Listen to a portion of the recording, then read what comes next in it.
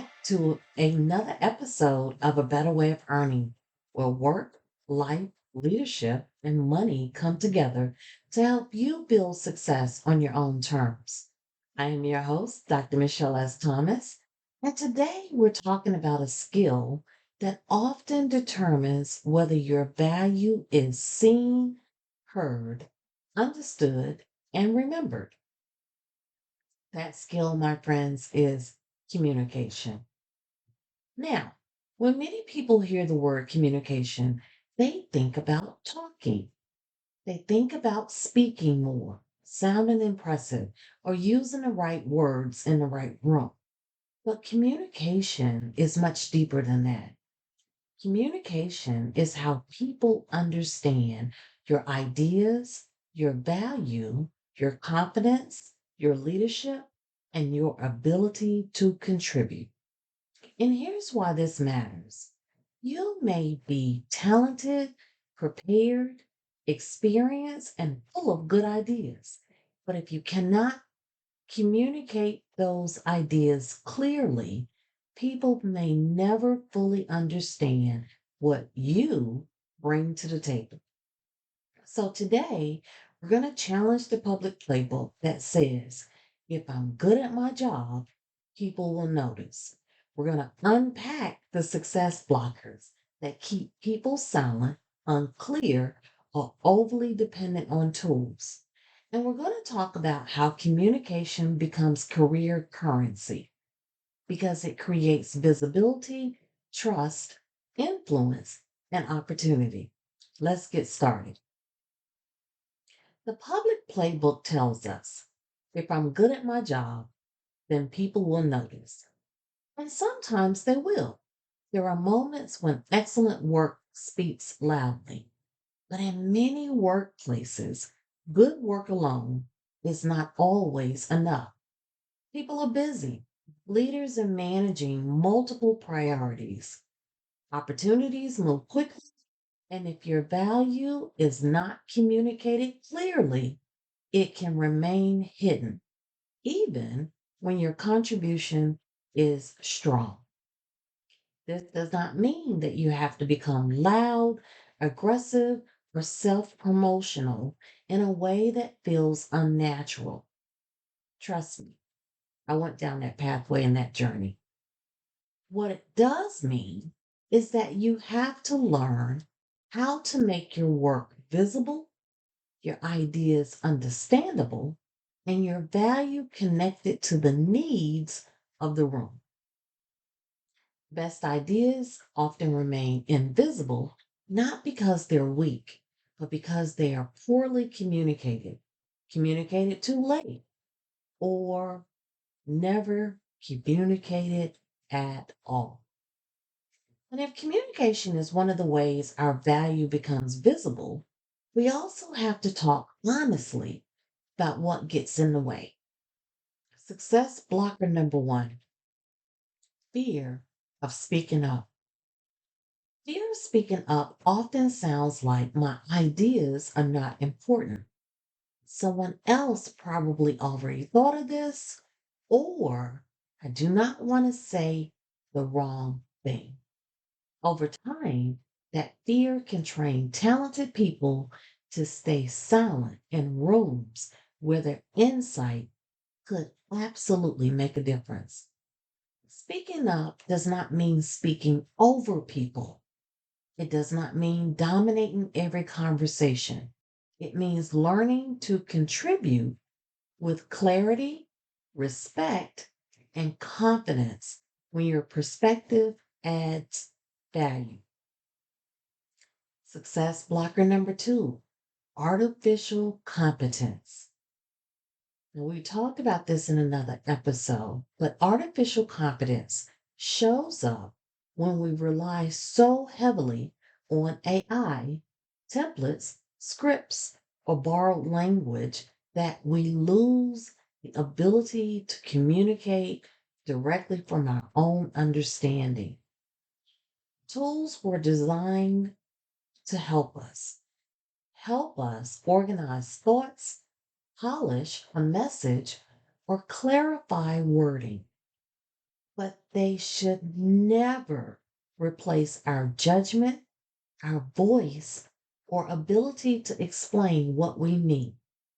If AI writes the email, but you cannot explain the decision, answer the follow up question, or adjust the message for the person in front of you, then the tool produced communication, but it did not build communication skills. Success blocker number three, the dreaded weight of perfectionism. Perfectionism says, I'll wait until I know exactly everything I want to say. But perfect timing rarely arrives, right? Perfect wording rarely appears. And while you're waiting to sound flawless, someone else may be moving the conversation forward with a clear, imperfect contribution. Your goal should not be perfect communication. Your goal should be clear, thoughtful, responsible communication. People do not need every sentence to be polished. They need to understand what you mean, why it matters, and what should happen next. Here's a core question I want you to ask yourself. Why do some people consistently receive opportunities while others with equal talent remain unnoticed? One answer is communication. Not because communication is the only factor, but because communication helps people recognize ability, trust your judgment, understand your ideas, and imagine you in future opportunities. So let's talk about the communication capital model. Communication creates four powerful forms of capital in your career: visibility, influence, trust, and opportunity. Visibility means people can see what you know, what you contribute, and how you think. If your work is hidden, people may underestimate your capacity. Influence means your words help shape understanding, decisions, and direction. Influence is not about manipulation, it is about helping people see what matters and, most importantly, why. Trust grows when your communication is honest, consistent, clear, and directly aligned with your actions. People trust professionals who communicate responsibly, especially when the situation is difficult. And then opportunity. Opportunity follows when people understand your value well enough to recommend you, promote you, invite you into conversations, or trust you with more responsibility. That is why communication is career currency. It helps translate what is inside of you into something other people can recognize and act upon. Now, let's address the elephant in the room. Communication is not simply talking, my friends. Communication is helping another person clearly understand your intention, your message, and the meaning behind what you are sharing. You can say a lot and still not communicate well. You can also be quiet, thoughtful, and intentional and communicate with great impact. Effective communication is not measured by your word count, it is measured by understanding.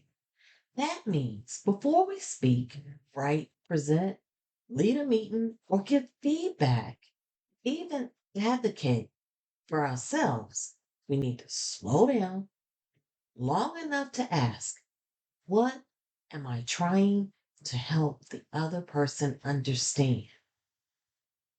Now, I want to also add in your communication is strengthened When you begin to understand the audiences and the people that you are communicating, even the same idea too. So keep that in mind. How you communicate with the people above you to get an idea passed through or understood may be different than how you communicate with your direct reports or communicate with fellow other leaders or communicate with people that are stakeholders within the business. So I just want to make sure I point that out because oftentimes we create scripts, conversations, and bullet points, famous bullet points. We create that, but we only create one version of it. And if you do that, it narrows your ability to be able to be flexible and understood in different audiences. Does that make sense? Your bullet points may be important. That may be the key for what you're trying to communicate. However, how you communicate those bullet points may need to be updated, refined, or rearranged depending on the person or the people that you're communicating with. So, let's talk about some simple tools that you could use before almost any important conversation. The three questions. Before you communicate, ask yourself these three questions. What do I want them to understand? What do I want them to feel? And what do I want them to do? I'm going to say that again. What do I want them to understand? What do I want them to feel? And what do I want them to do? Those three questions help you move from simply expressing yourself to communicate with purpose. Do you see how, even with these three questions, the audiences or the people that you are speaking to, those answers to these three questions may vary. So, those three questions help you move from simply expressing yourself to communicating with purpose. If you want someone to understand the problem, feel the urgency, and take action, your message should be built differently than if you want them to feel encouraged, understood, understand progress, and keep going. Make sense? Simple, powerful, and very practical. Let's talk about how clarity wins most of the time.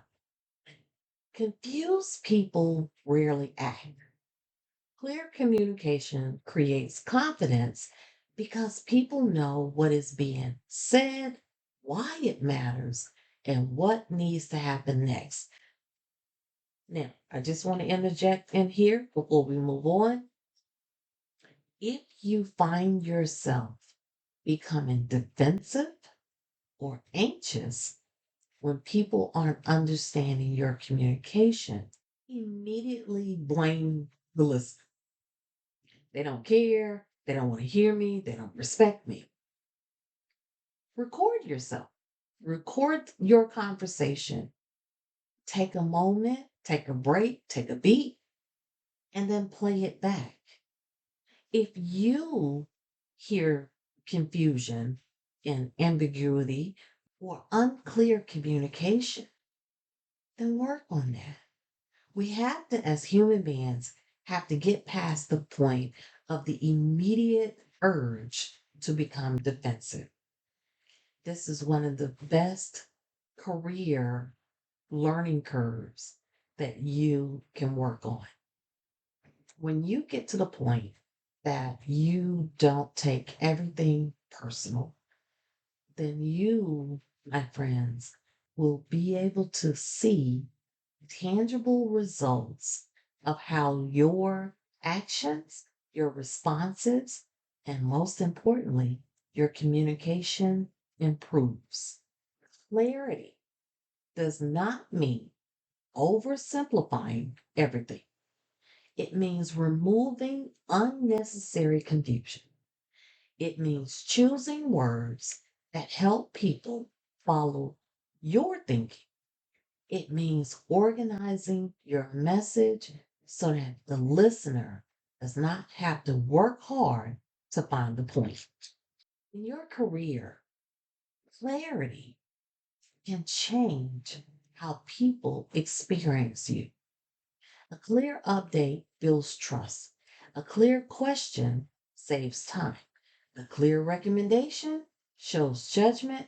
A clear boundary protects expectations.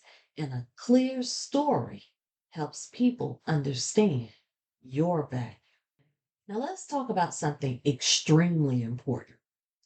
Communication does not look the same for everyone. Sometimes I've seen in my experience that workplaces tend to reward the loudest voice in the room. But the loudest voice is not always the clearest, wisest, or most valuable voice.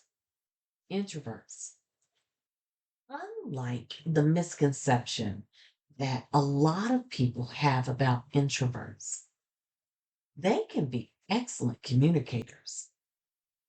That misconception is often that introverts are too quiet to lead, persuade, or even contribute. I've seen in some meetings where the introvert is in the room, but treated as if they're not. But what you have to understand, especially as a leader in your workplace, that many introverts communicate with depth, preparation, observation, and thoughtfulness. They may need time to process before responding, but that does not mean they lack insight. Let's talk about ambiverts. Now, a lot of people, I was shocked to hear or see that a lot of people don't know what an ambivert is. And so we have kind of, for centuries, navigated between whether you were an introvert or an extrovert. Well, there are ambiverts, and these are people that can move freely between both of those categories. So ambiverts, ambiverts may move freely between social energy and quiet reflection. They can communicate very well in groups, but also need time to recover, reset, and think deeply. Their strength is often adaptability, but they still benefit from environments that do not assume constant availability equals commitment. I personally, for a long time believed, because that's what people told me, that I was an extrovert. It wasn't until I began to study neuroscience and behaviors that I recognized that I actually am a ambivert, because as social as I can be, because I am a heavy thinker, I process a lot, I research a lot, I study a lot, I become exhausted. And I think I talked about this in another podcast episode, but I become exhausted in large crowds for when I'm doing a lot of speaking. And so the team around me has learned that prior to and directly after, I need recovery time. I need a moment so that I can calm down, because again, it's adrenaline. It is all of these endorphins that are filling your body when you're on stages, if you're speaking to people or you're delivering content. And so for me and my mental and physical health, we build in those barriers because if those barriers are not built in, I tend to overexert myself for other people. And I'm not telling you that because it's a woe is me type of thing. I'm telling you that because you may feel like that you are one communication style or personality style. But if you do a little bit more research and spend a little bit more time doing an inventory of what triggers anxieties, when you feel most tired, when are you most effective, and how to create spaces that directly can improve your delivery of and your style of communication, it will really help you to position yourself and again communicate with others around you your clear needs without either avoiding or escaping or being perceived as something that you're not. Okay, let's move on to extroverts. Extroverts may enjoy verbal processing, brainstorming, and outward expression, but there is a difference between talking and communicating. Effective extroverted communicators learn to create space for others, listen with intention, and make sure their energy supports the conversation instead of overwhelming it. Another lesson that I had to learn. I, just because y'all are my friends. So let's talk about it. I came up in an environment that, kids were seen, not heard. And being the analytical researcher kid that I was that but why person that drove my parents crazy. It kept me on a lot of punishments. Let me just tell you. that matter.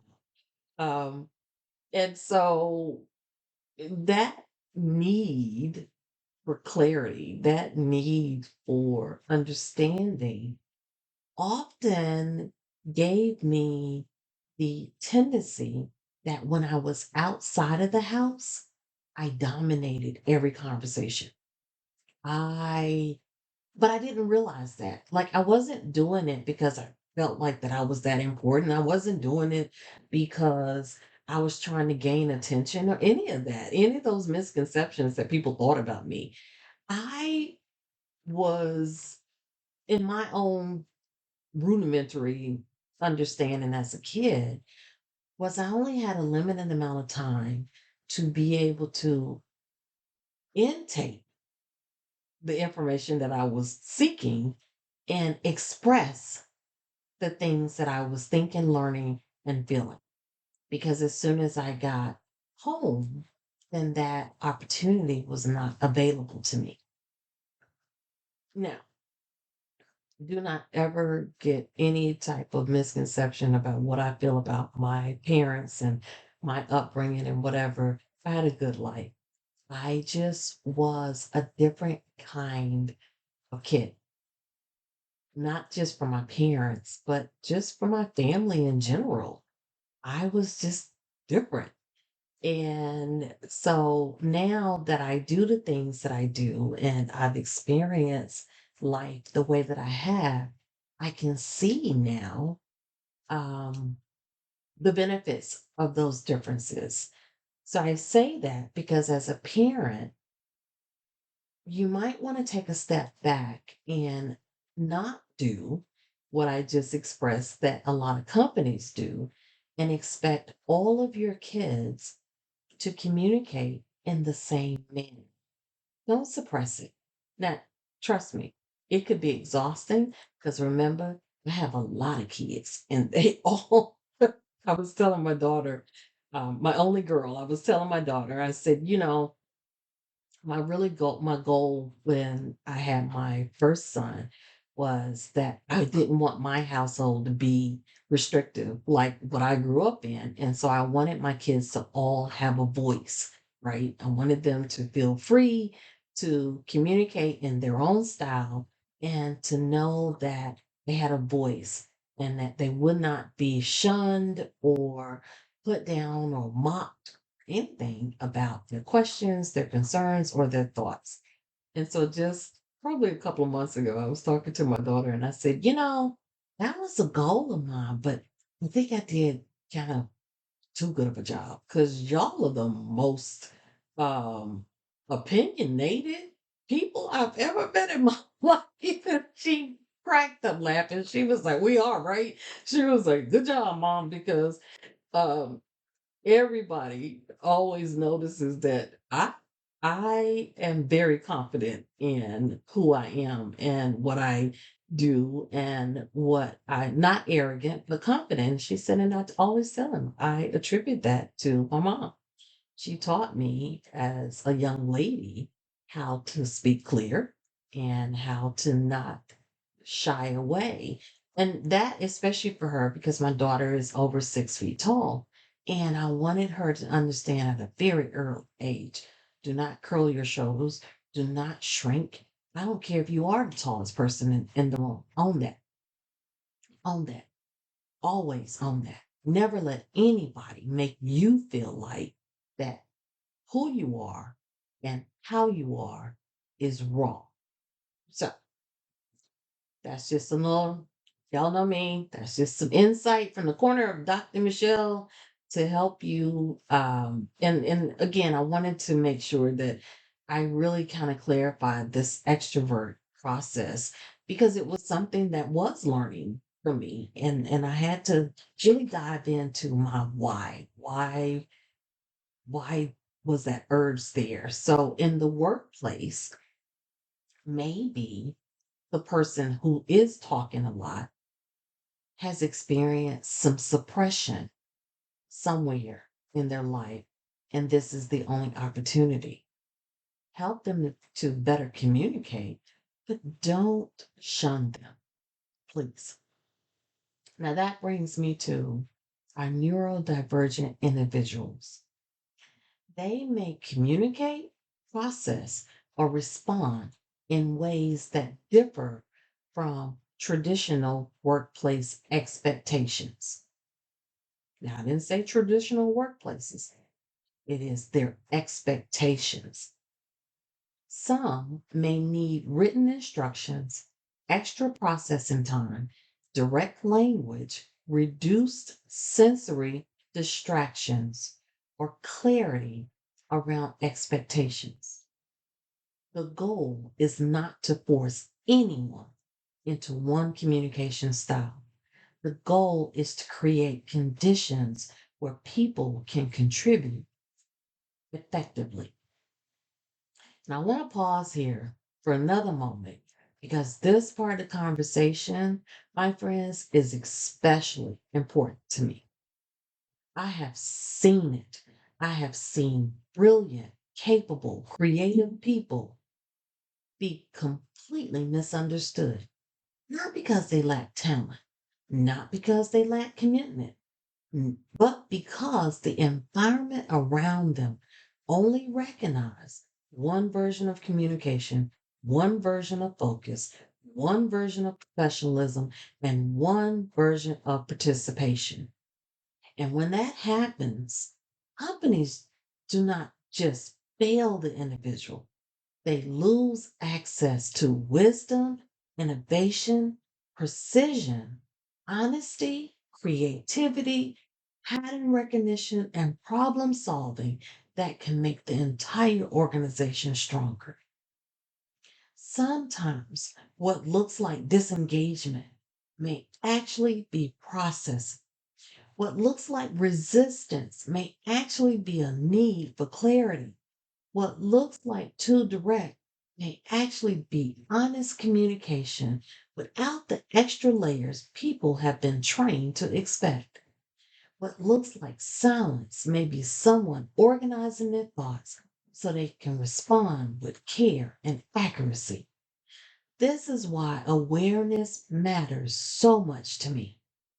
So much. And if a company only rewards the person who speaks first, responds fastest, networks easily, or performs confidence in the most familiar way, then the company may be overlooking extraordinary people who communicate, contribute, and create value differently. And to the leaders listening, supporting neurodivergent professionals does not always require complicated solutions. Sometimes it begins with simple but powerful adjustments. Provide written expectations. Give people time to process before requiring a response. Be clear about deadlines and priorities. Reduce unnecessary ambiguity. Allow different ways of participating in meetings and create space for honest conversations about what helps people do their best work. This also means training managers to recognize that does not always mean giving everyone the same exact conditions. Fairness means giving people what they need to contribute effectively. Inclusion is not about asking people to become less of who they are so that the workplace feels more comfortable. Inclusion is building workspaces mature enough to receive the value people bring in different forms. Because when companies learn to embrace neurodivergent professionals, they are not lowering standards. They are expanding possibility. They are saying we are strong enough, wise enough, and human enough to recognize brilliance even when it does not arrive in the package we expected. Thank you for listening and allowing me to express that. Because when I say that this is very important for me, it is extremely important because in the world that we live in today, we have become desensitized from just simply being human beings. We mock people. We secretly record them having breakdowns so that we can get likes and views and shares on social media. We Now there are so many videos out there of people being physically attacked and beat down because somebody else came. We have to return back to a sense of care and responsibility, especially in the workplace. And I do not apologize for becoming emotional with this. Why? Because I need people to understand that this cannot be sustainable nor the way that we treat individuals. As I said in season one, when I started this podcast, we may not always agree, and I love a good debate, but what we will do and are capable of doing is to treat people like people. It doesn't matter what our race, what our size, how we communicate, what our skills are. Put people first, and you'll win every time. So, when we talk about different communication styles, we are not just talking about personality. We are talking about access, belonging, and whether workplaces are willing to see the full range of human talent in front of them.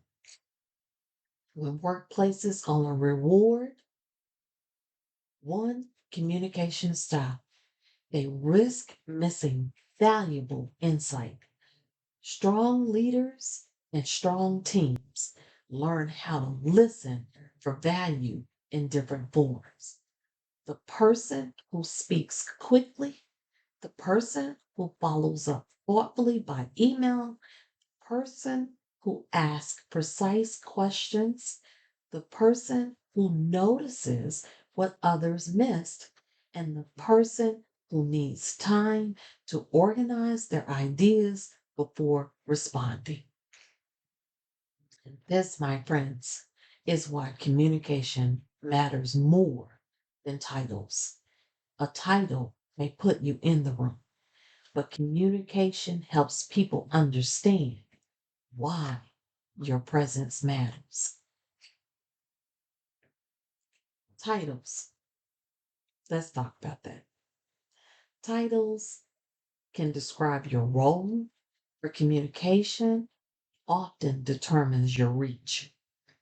People may not always remember every credential you have, but they often remember how clearly you explain a problem, how calmly you handle pressure, how respectfully you challenged an idea, or how effectively you helped a group move forward. In many rooms, communication becomes the bridge between what you know and what others are able to trust. When you communicate well, people begin to see your judgment, your preparation, your character, and your leadership potential. This week, I want you to think about one conversation that changed your career. Maybe it was feedback you received, an opportunity someone offered, a difficult conversation you finally had, or a moment when you found courage to speak up.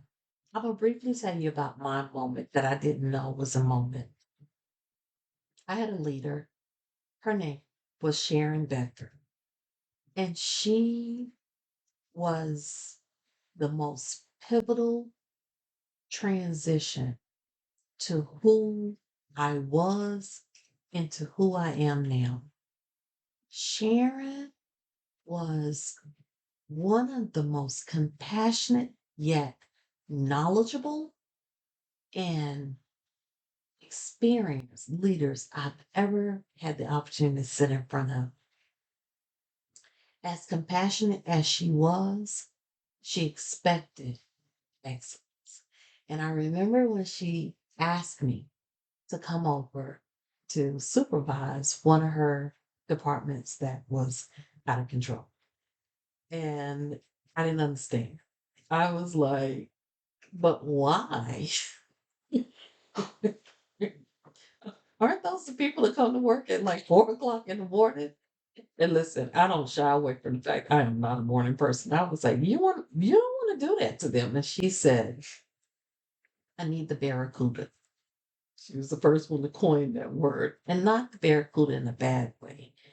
She knew that I was one of the few people that took time to really understand SOPs, the uh, laws, the compliance, everything before I enacted or gave any type of direction to any team.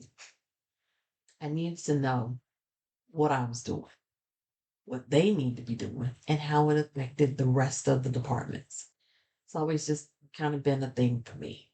And so when I got there, uh, there was two of us. There was two supervisors in that department. And so there was so many times that I came up to her because I wasn't used to co-leading. I came up to her. I was just frustrated because I could see what we need to do and how we need to do it to get there. But my co-leader did not see the same. And I didn't want to cause division within the department. And I remember one day I'm up in Sharon's office and I'm just all over the place. Remember, this is the pre me now. So I'm all over the place and I'm frustrated and I'm just venting, basically. And she let me do it. She just sat there with a smile on her face and she let me do it. And she said, here's one of the biggest lessons that I want you to take away from everything that you just said. And I said, okay, so now I'm waiting on this profound, like biblical statement. And what she said to me um, at the moment didn't really confuse me. I received it, but throughout the decades after, I recognized why she said what she said. And so the words that she said to me was, sometimes you have to give people a day to process. And I was like, what? Okay. Okay. And so, I walked away, but the way that she delivered that wisdom is how I deliver wisdom now. You give people enough of the wisdom for them to be able to implement it into who they are.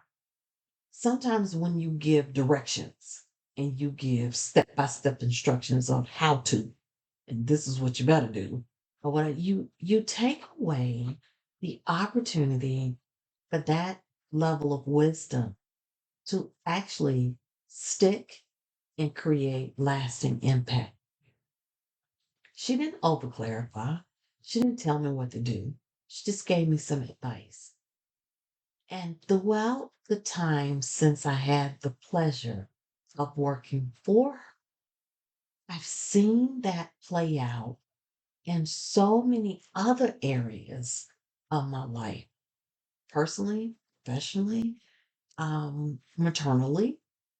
I have adult kids. And so, sometimes you can give some advice, but don't push that. Let them sit in that. Let them be able to process it the way that they need to so that they can make better sense of it. And then it limits or minimizes the resistance for them to hear you.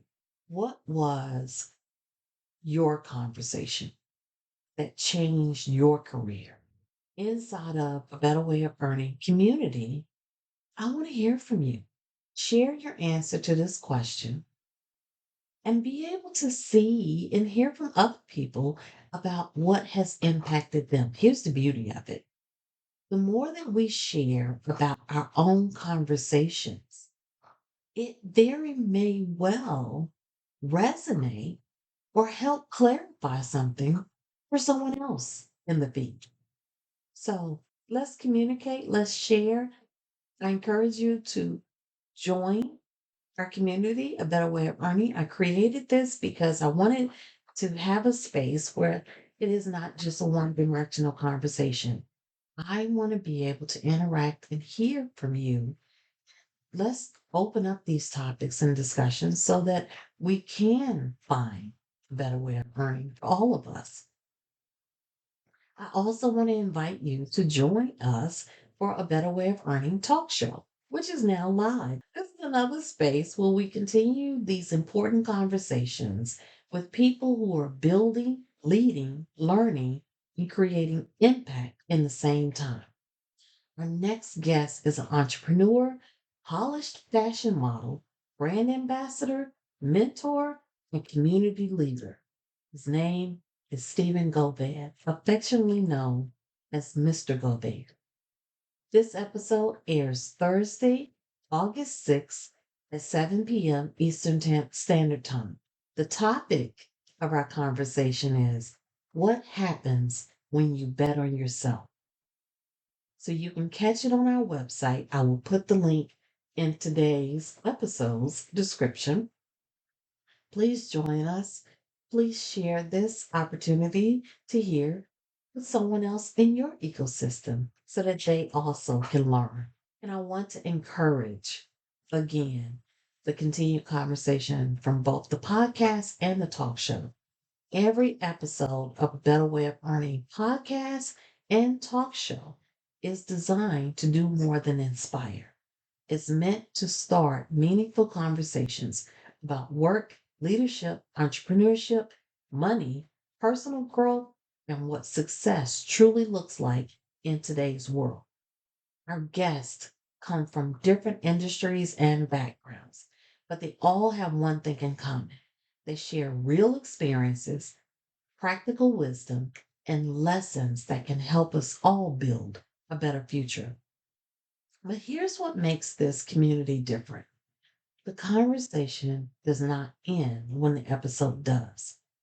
This is your opportunity to ask follow up questions, share your own experiences, celebrate breakthroughs, learn alongside professionals and leaders who are committed to growing together. Whether you're launching your career, building a business, leading a team, changing industries, or simply looking for a better way, you belong there. After each episode, we will post a featured discussion question inspired by that week's guest. We invite you to share your biggest takeaways, answer the weekly question, ask questions you would love to explore further, encourage and learn from other members, invite someone who would benefit from the conversation. Your story, your perspective, and your experiences may be exactly what someone else needs to hear. And as we close today's episode, remember this: communication is not about becoming someone you are not. It is about helping people understand who you are, what you know, and what you bring, and how, most importantly, you can contribute. The public playbook may tell you that good work will always speak for itself.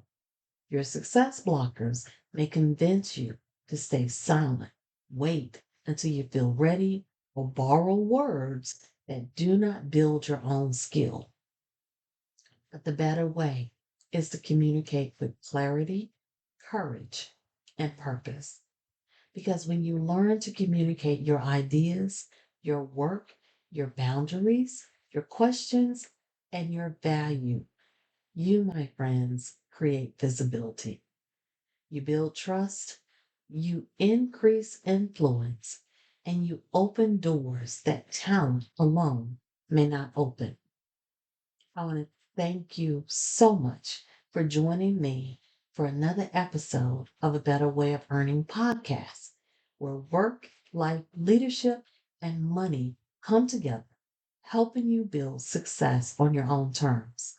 Until next time, keep learning, keep growing, and keep communicating in a way that helps your value be seen, heard, and understood.